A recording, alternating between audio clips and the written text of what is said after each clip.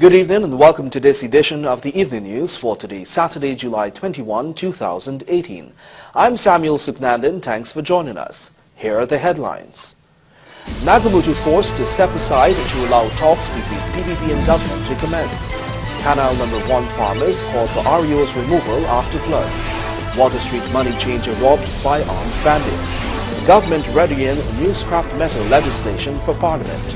Finance Ministry commissions a new Anna Katrina Developmental Centre. Lane Avenue vendor robbed by masked gunmen. Shoemaker remanded for Rosal Town partner's murder. And highly controversial divisive cybercrime bills passed despite opposition protestation. Let's get right into the news tonight. First off, after stipulations laid down by opposition leader Bharat Jagdeo that he met with President David Granger and North Prime Minister Moses Nagamutu, the Alliance for Change AFC has indicated that the elderly AFC executive will have no issue stepping aside. The details in this report. This was conveyed on Friday by AFC leader and Natural Resources Minister Raphael Trotman.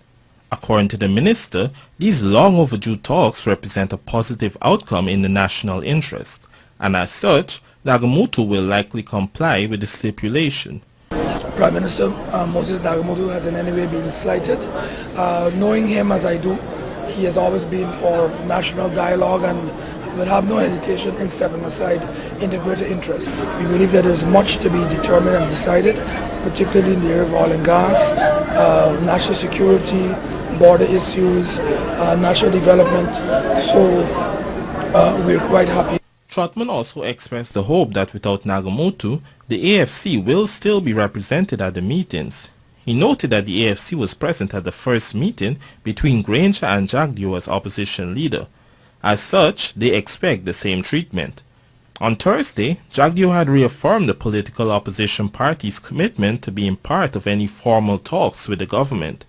This was only to be, however, once there is a clear agenda and personnel on the part of the coalition who have the power, portfolio, and authority to make binding commitments. As such, he had noted that Nagamutu is unable to make the kind of serious and binding commitments the PPP needs after discussions. Gerald Bryan, The Evening News. Lekram Bagirat now tells us that the farmers at Canal number 1, West Bank Demerara, are calling for the removal of the Regional Executive Officer of Region 3 after he is avoiding a meeting with them to address the current flooding situation in the village. Here are the details in this story.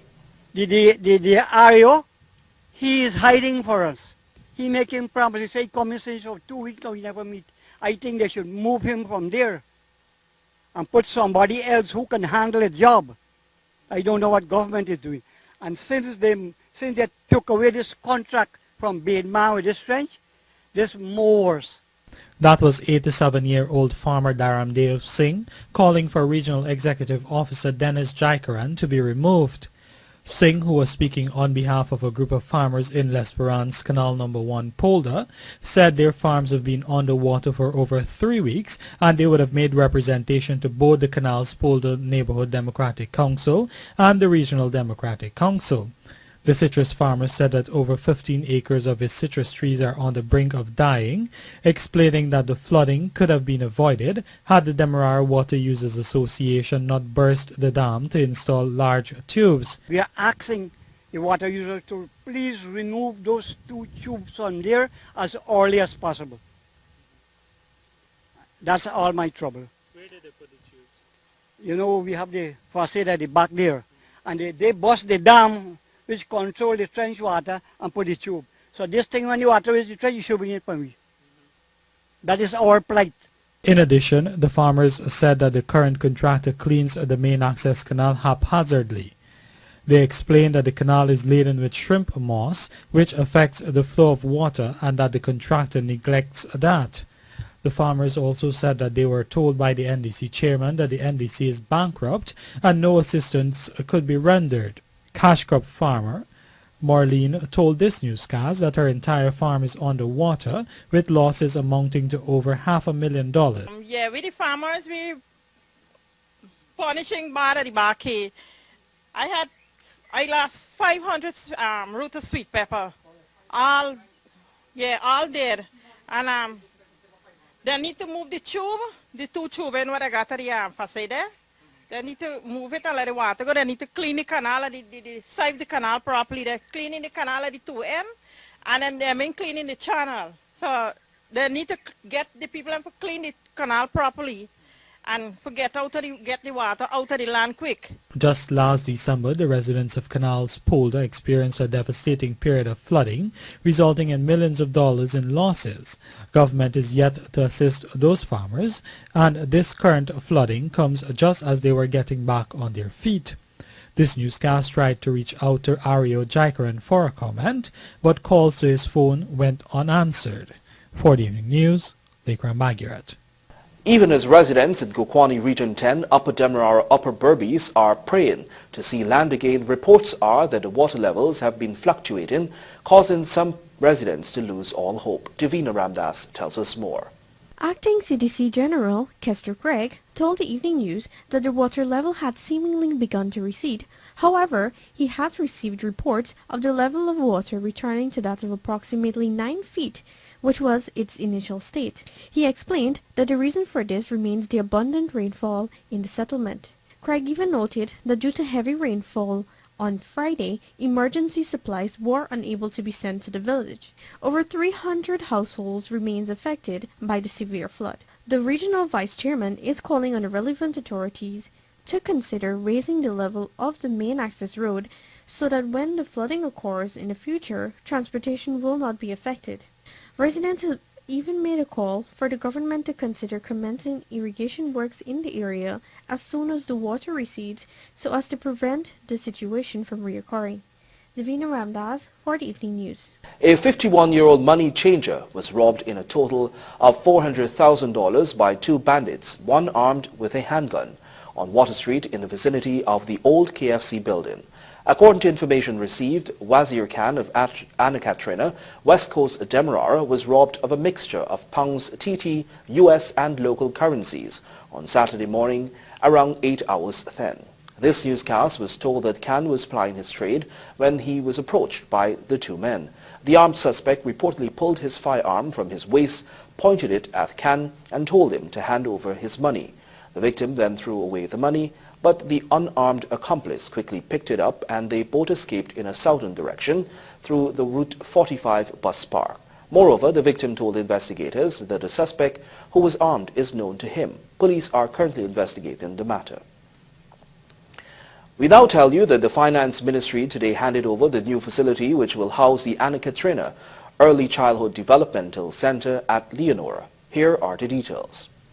The building, which is constructed through a partnership with the Finance Ministry and the Basic Needs Trust Fund (BNTF), will provide children in Lenora and other neighboring areas with learning spaces and other constructive facilities. Here is a representative from the Child Care and Protection Agency addressing the gathering at this morning's proceedings. Today, this structure before us is evidence of a successful partnership between BNTF and government agencies. Hence, we are cognizant of our role and responsibilities towards sustainable development of this facility. Therefore, we are committed in working with the regional administration, in licensing this center and ensuring that this facility is a model facility in this region. Before the building was handed over, a total of 64 youths were also trained in relation to the standards that are set out by child care facilities.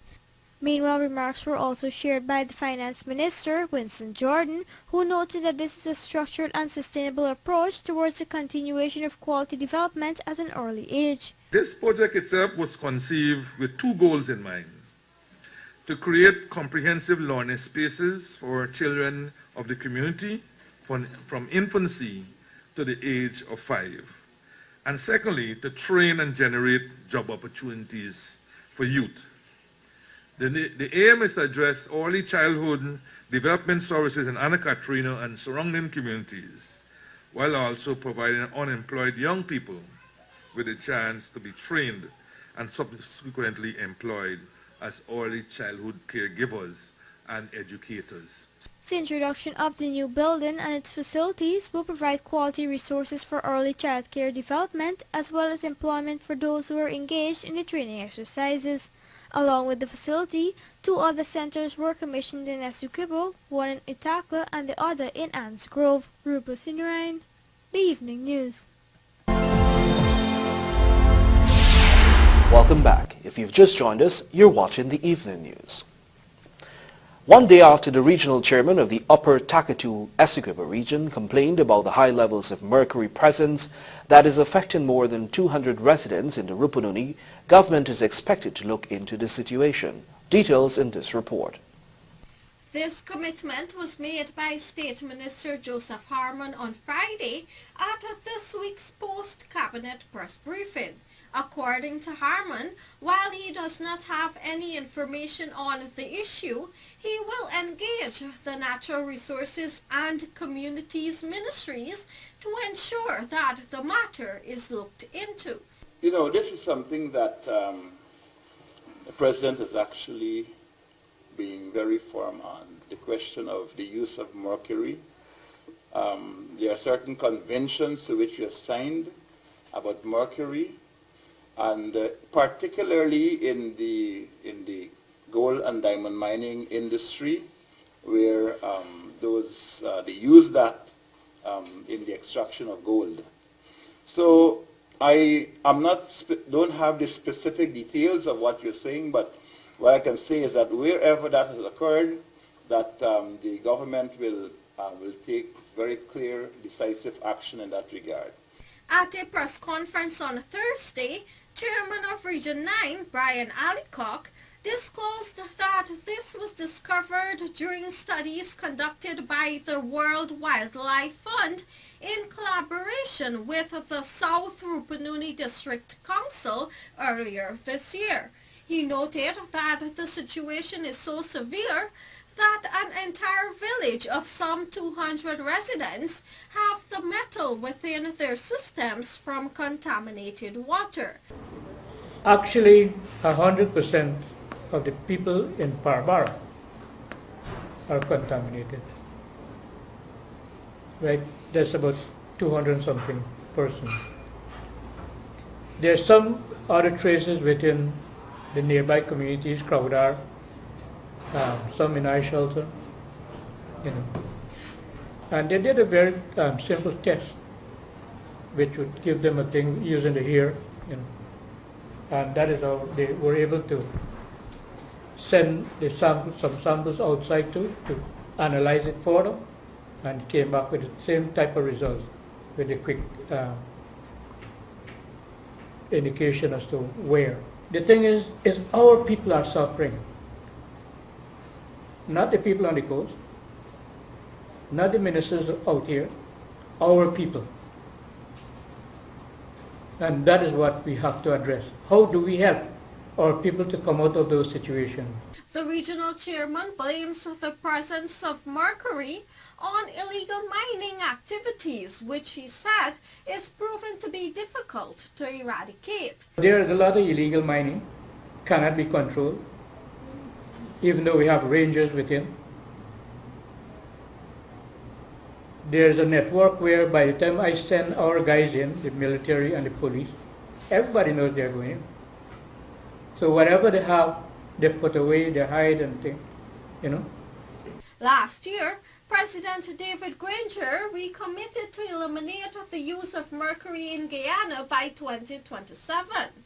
Against this backdrop, Natural Resources Minister Rafael Trotman on Friday disclosed that he restricted the importation of some 30,000 kilograms of mercury into Guyana from Mexico, given the increasing cases of mercury contamination within the hinterland regions, coupled by the incident whereby employees of the GGMC and the Guyana Gold Board have mercury poisoning. Reporting for the Evening News, Vanu Manikchand. Desmond Gordon, a 52-year-old vendor of Lane Avenue, Georgetown, is now counting his losses after he was on Friday night robbed by 2 masked men who were armed with guns. This newscast understands that the vendor was walking in a northern direction on a wooden bridge which joins the West Rhinebelt Front Road and Lane Avenue when he was confronted by the suspects from behind. Both men reportedly held Gordon at gunpoint and robbed him of 3 gold chains and 2 gold rings worth approximately $280,000. They then made good their escape in a southern direction, where they reportedly joined a waiting silver Toyota Spacio motor car without number plates that sped away in a western direction, and police were contacted later and are currently conducting an investigation. After a massive outcry sparked by the sedition clause, government amended 2 clauses and on Friday returned the Cybercrime Bill of 2016 to the National Assembly, but according to the opposition, the bill still threatens civil liberties. Here are the details. The debate over the bill began with Attorney General Basil Williams touting its importance. He cited the development of the Internet component of the ICT sector, which provides criminals with avenues to perpetrate crime.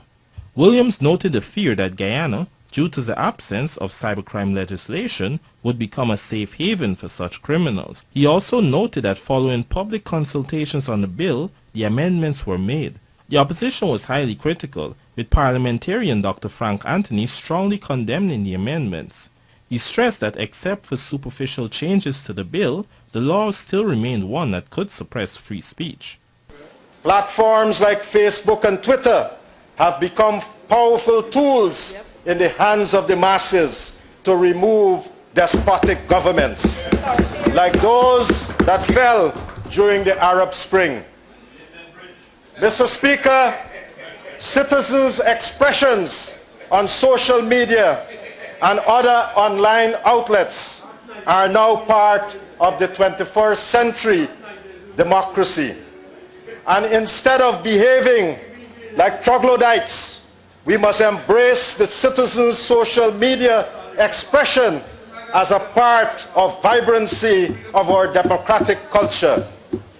This Section 18 has no place in a modern democratic Guyana. His colleague, Member of Parliament Priya Manikchan, pointed to the amended Clause 9 of the Cybercrime Bill, which states that, and I quote, "A person commits an offense who, through authorized or unauthorized means, obtains or accesses electronic data which, c, is stored on a computer system and is protected against unauthorized access." End of quote. The penalty on summary conviction is a fine of $3 million and imprisonment of 3 years. Conviction on indictment earns the accused a fine of $8 million and 5 years imprisonment. According to Manikchan, the clause can result in whistleblowers being prosecuted due to the fact that they may access unauthorized electronic information. Despite a cascade of criticisms from other opposition MPs including Anil Nandlal, Gil Teixeira and Nigel Dharamlal, the amended August, as he also said that the limited resumption on the exportation of scrap metal will wind down by the end of July. Here is this Davina Ramdas report. We are in a period of limited resumption. That comes to an end, I believe, at the end of this month. There is draft legislation that's going to set up a new regime under which the scrap metal trade will be regulated, and that is going to be, well, it's with the Attorney General's chambers. It's already passed through Cabinet, so we're hoping that we can get it tabled in the National Assembly before the recess in August. That was Business Minister Dominic Gaskin, who told the Evening News that he hopes the bill is introduced before August, since if this does not happen, it will therefore mean that the bill will be tabled during the last quarter of the year. He made this statement even as scrap metal dealers are eagerly awaiting the piece of legislation expected to be enacted by year-end to govern same. The new legislation to be enacted will see firm and solid management to regulate and monitor the industry through the development of a managing body. Government had approved the restart of the scrap metal trade in Guyana during February 2017 after closing down the industry 1 year prior to that. The main reason for this was to allow exporters to ship out the existing stock for a limited period of 3 months and ensure that there was no stockpile of the materials. However, in April 2018, after several months of delays, government had decided to open the scrap metal trade on a limited basis to facilitate the clearing of some of the accumulated scrap metal across the country. Plans for a software-based system is also being introduced, which was specially designed to help the ministry monitor and regulate the trade once it resumes. Davina Ramdas for the Evening News. The contractor who had supplied a used bulldozer to the Region 6 administration has repaid the money after its RDC had refused to accept it. In this Andrew Carmichael report, we hear that the REO was found guilty of not adhering to some of the procuring regulations in making the purchase. Here's more. It was on January 4th this year that it was made public that the dirty equipment was supposed to be something the administration had purchased. In its 2017 budget proposal, the administration had proposed the purchase of a large bulldozer to shape dams in the rice cultivation area. The machinery was also to assist cash crop farmers. It was said that it will reduce the cost for constant repair to those dams. $15 million was proposed for the purchase of the bulldozer. The proposal was approved in the 2017 national budget. On January 4, Regional Executive Officer Kim Stevens announced to the RDC that the bulldozer was not yet part of the region's property and that they were awaiting the supplier to hand over the registration. Even then, this newscast had reported that it was in receipt of information which suggests that payments were made in full, although no inspection certificate was issued. Less than 1 week later, the REO told reporters at a press conference that a used bulldozer which was recently purchased is indeed the property of the regional administration, although denying that the machinery was the property of the administration only 4 days prior. The supplier was paid $8 million for mobilization, and a further $6.7 was paid on December 28th. The REO had told reporters at our press conference that the money was approved by Cabinet for a D3 bulldozer, while noting that a proper procurement procedure was followed. The RDC, when it met on January 4, had called for an investigation to be launched. However, even before the investigation, it was disclosed that what was supplied was not what was stipulated on the contract, and the supplier was asked to deliver what he was contracted to supply. However, the contractor claimed that he could not source such a piece of equipment for the price agreed. He subsequently took back the bulldozer and repaid the money. Meanwhile, the REO appeared before the Public Accounts Committee on the issue and admitted that the required procurement procedure was not followed in purchasing the bulldozer. The REO, while apologizing for the error, said it was not a deliberate act, but rather an act of oversight, and promised that there will be no reoccurrence. For the Evening News, Andrew Carmichael. Head of the Guyana Chamber of Commerce and Industry, GCCI, earlier today called for better provisions to be made for persons wishing to expand or develop a business as a 2-day workshop kicked off for local businesses. Here are the details. Themed How to Be Competitive, Compliant and Get Compensated, the opening ceremony of the Business Development Forum saw a major attendance at the Pegasus Hotel from local business owners and representatives eager to learn from presenters on how to expand their businesses. President of the GCCI expressed concern over the fact that in many cases, finances are not available to persons who wish to expand or develop a business. When you go to the bank for a loan, regardless of which institution in Guyana, there is some form of collateral requirement, which is the impediment.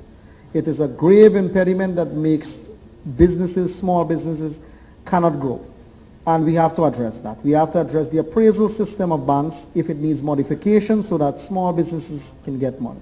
And when they do get access to funding, it must be competitive too. You can't have funding at a price that is locking the foot of the business before it even starts to walk. So what we have to do is make sure we look at a capital market development where monies can be accessed that is less rigorous to get and more competitive. He nevertheless noted that the program, which commenced today and wraps up tomorrow, is intended to expand local businesses. This session is aimed at providing you with avenues to meet specialists. No one in this room can say they know more than the other, but what we must do is must be able to say when we recognize strengths in somebody, and we must be able to draw on that strength. Business Minister Dominic Gaskin shared his appreciation for the forum since he told the gathering that the oil industry will not always be around. There will not always be oil to drive economic growth, and we therefore need to ensure that the business development we are contemplating is spread across a broad portfolio of sectors and does not rely on the continued extraction of our non-renewable resources. Back in June, the GCCI launched its Business Development Forum, which aims at expanding all businesses, whether small or large scale.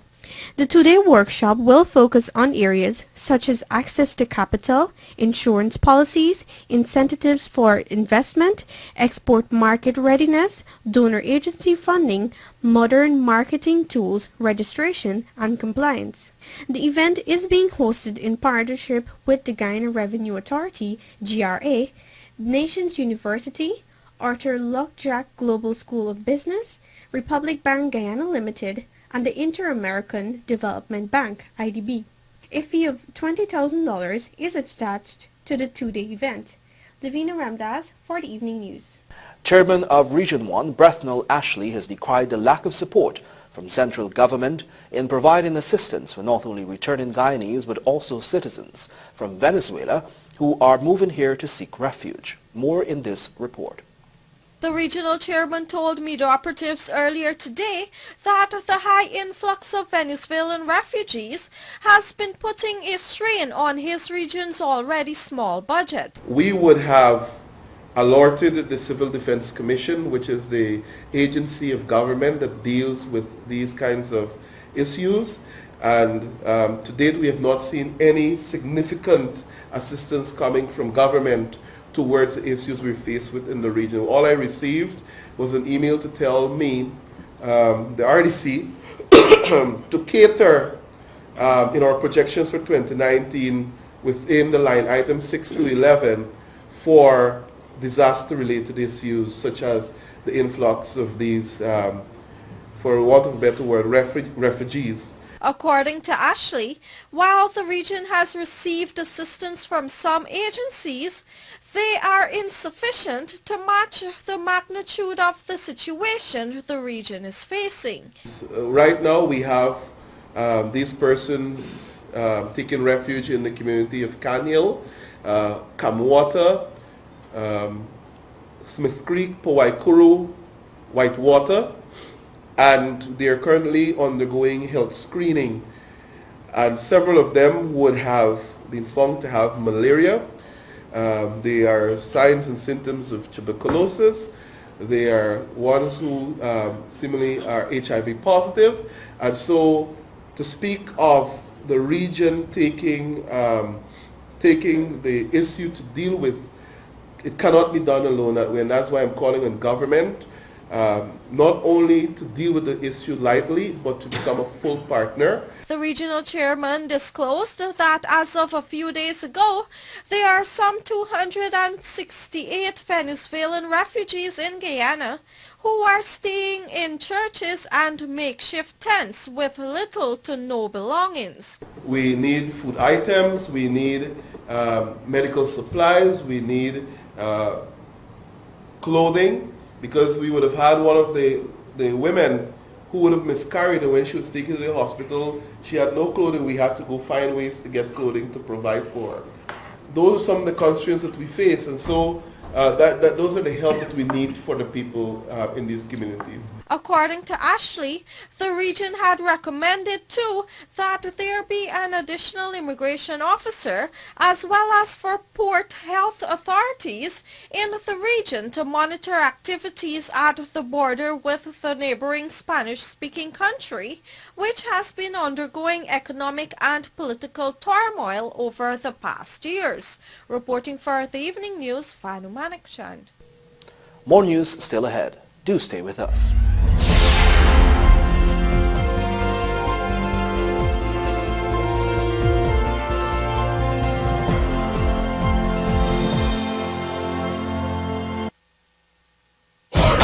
Guyana, get tickets now for the first 3 CPL home games. On August 9th, Amazon Warriors take on St. Kitts Patriots. On August 11th, Warriors versus St. Lucia Stars. On August 12th, Barbados Tridents take on the Homeboys. Tickets are available now at CPL head office, Camp in Quamina Streets, Georgetown. Monday to Friday from 9 hours to 17 hours. On Saturdays from 9 hours to 13 hours. In Essequibo, Imam Baka's General Store of Faience. In Berbice, 19 Princess Elizabeth Road, New Amsterdam. We are the Warriors.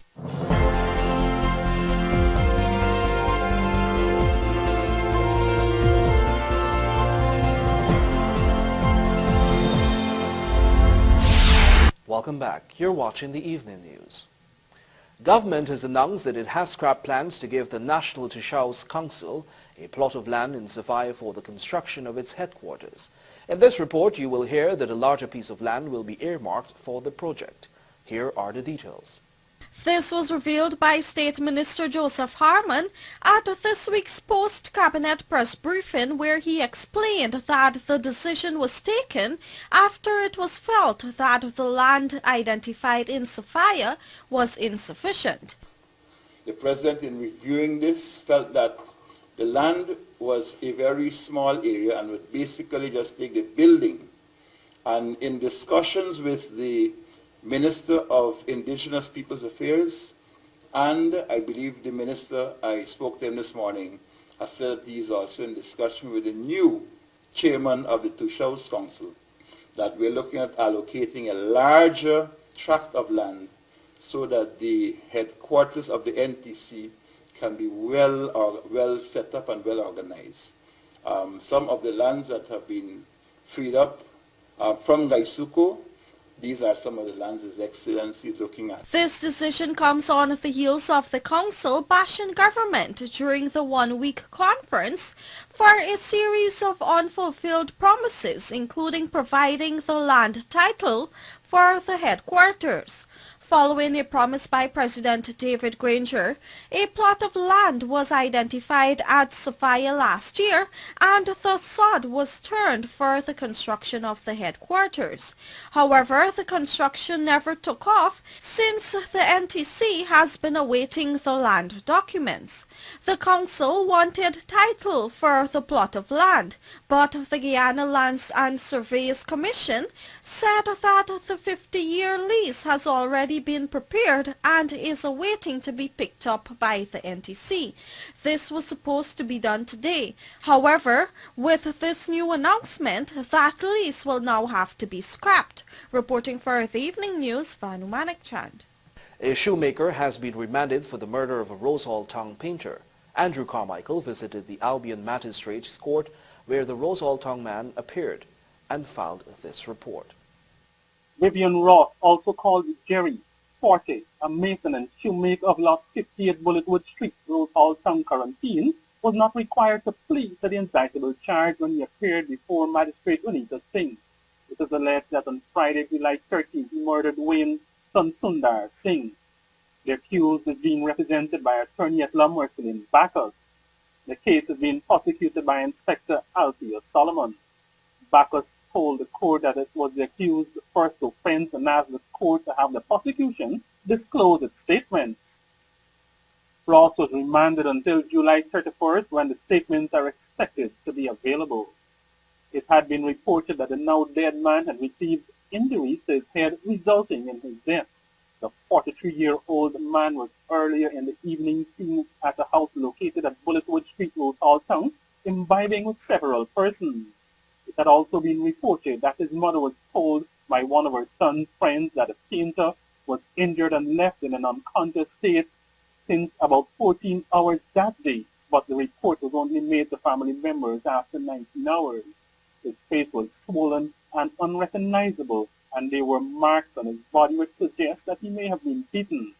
The man was first seen by doctors at the Port Moran Hospital, who transferred him to the New Amsterdam Hospital.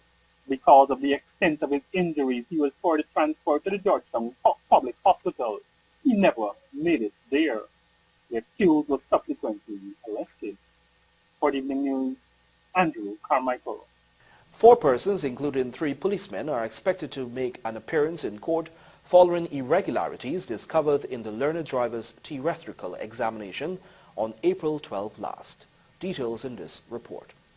Police have confirmed that based on legal advice obtained from the Department of Public Prosecutions, DPP, 3 subordinate officers, along with 1 civilian, is expected to soon make their appearance in the court for the scam. This newscast understands that the police sergeant will be charged with 12 counts of having conspired with others to commit a misdemeanor.